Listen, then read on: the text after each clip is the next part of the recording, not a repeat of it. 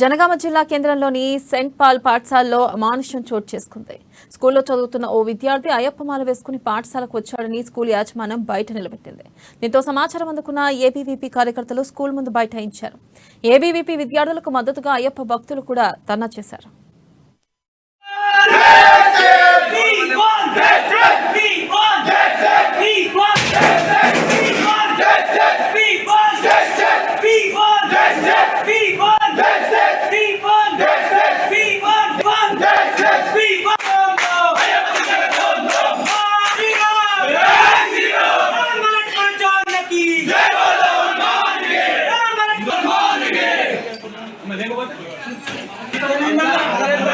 అయ్యప్ప స్వామి పెద్ద ఎత్తున తరలి వస్తా ఉన్నారు, రావడం జరుగుతూ ఉన్నది. మరికొద్ది క్షణంలో పెద్ద ఎత్తున స్కూల్ ప్రిన్సిపల్ పైన కానీ స్కూల్ యాజమాన్య పైన చర్యలు తీసుకోవాలని చెప్పి ఏబీవీపీ డిమాండ్ చేస్తా ఉన్నది.